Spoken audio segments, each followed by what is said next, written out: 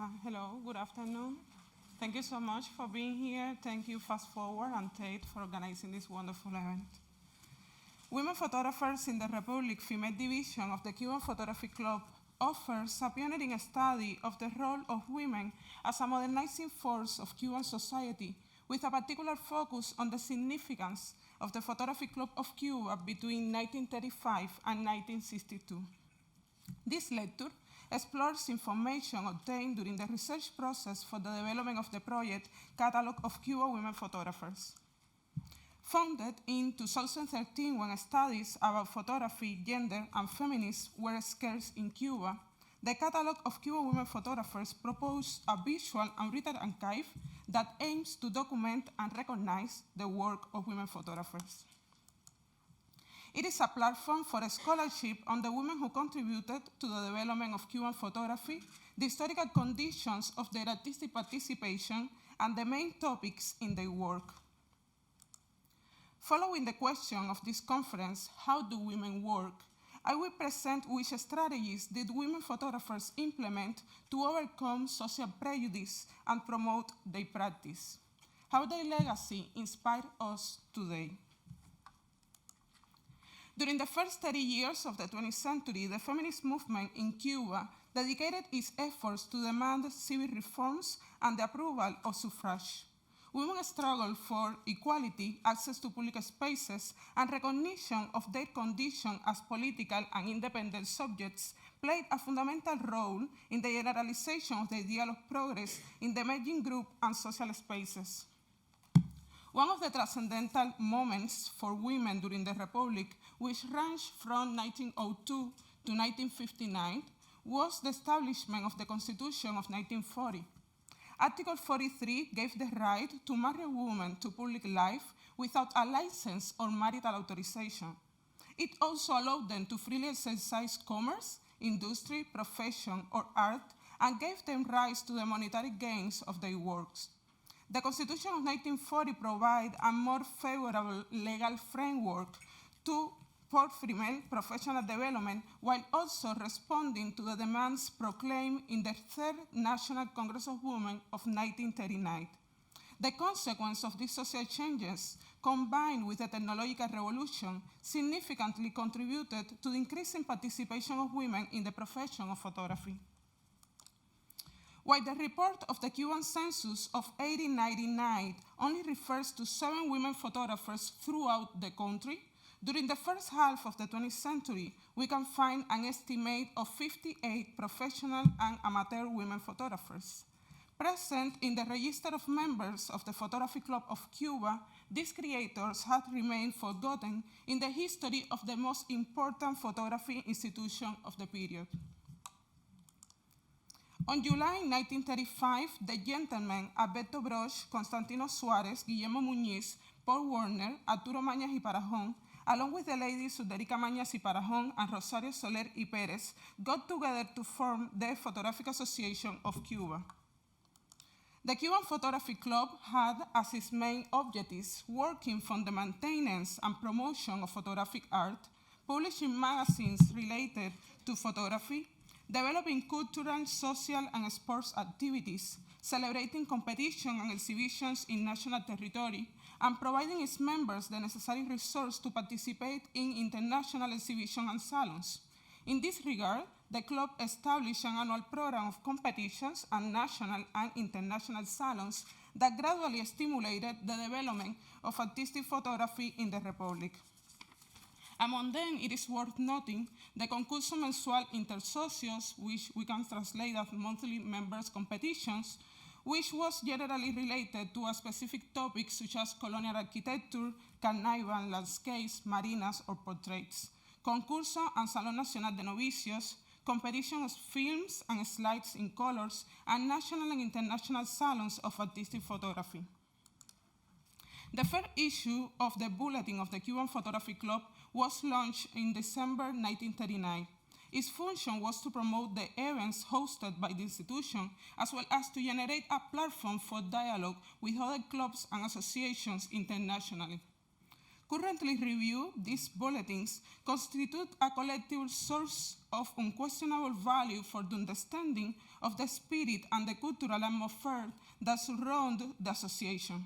In this bulletin, for example, number 1, volume 1 of December of 1939, among the list of 96 members of the club are recognized Dana Cruz Bustillo, Lotte Gran, Sara Loredo, Uderica Mañas y Parajón, and Rosario Soler de Mañas.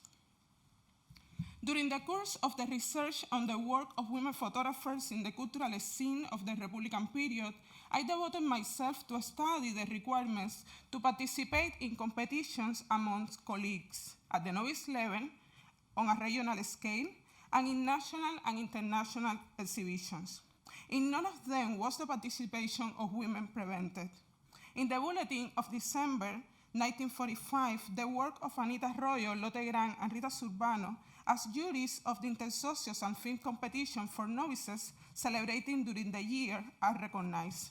The biggest surprise was to find among the honor mentions of the first and second Novice Salon the photograph Pepillon and Últimos Toques by Celita Parera.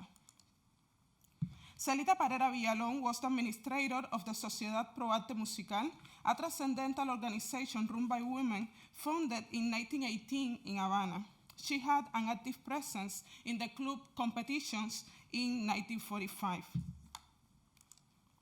By the end of the year, the number of female members of the club had risen from 5 in 1939 to 12 in the 1945 report, which provoked the creation and accommodation of a ladies' room in the institution.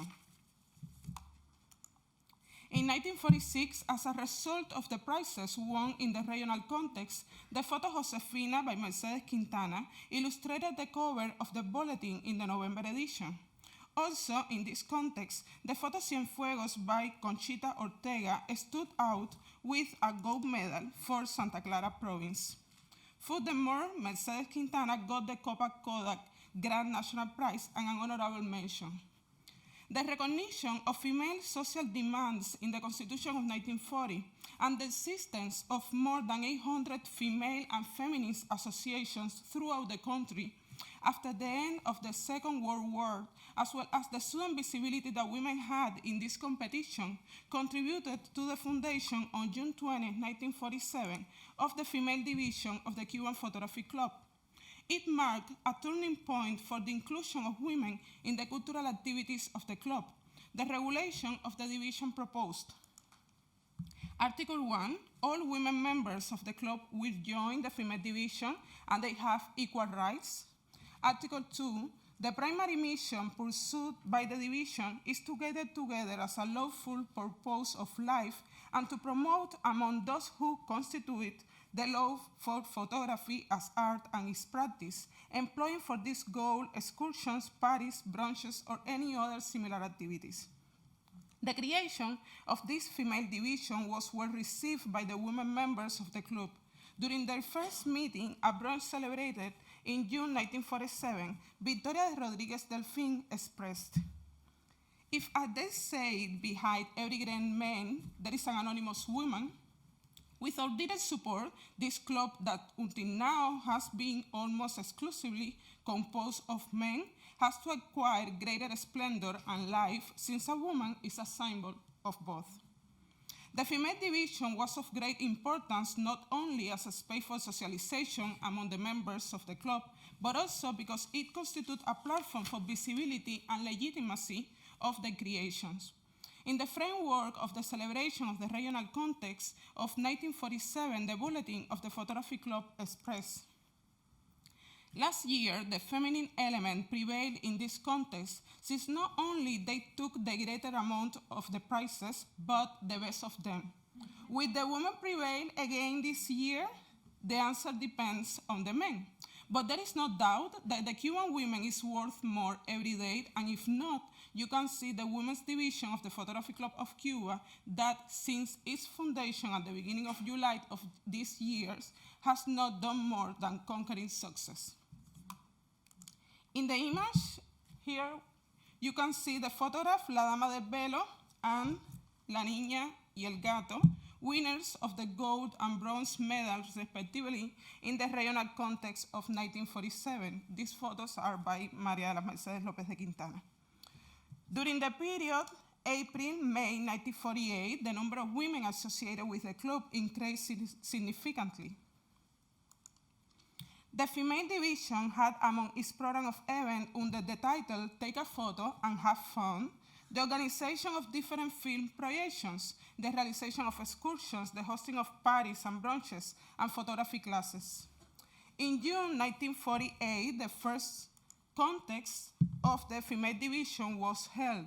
3 medals, gold, silver, and bronze, acquired in the United States were awarded to the winners. A photo of Ms. Teresa Burke de Cosillo appeared on the cover of the bulletin in July of the same year. The directive of the bulletin published like this, and I quote, "In this contest, as announced, only the ladies belonging to said division took part, and most of the competitors have shown that they can participate in the intersocial competitions with many chances of success, since there are a good number of excellent quality photographs. Ms. Teresa Burke de Cosillo demonstrated her mastery beyond the other contestants, since her work are of high quality and worthy of appearing in the salons of the most advanced amateurs." End quote. The gold medal winning photograph, Obrero, is a portrait of her brother taken in the garage of her house with a 35mm perfect economic camera and a pantomatic film.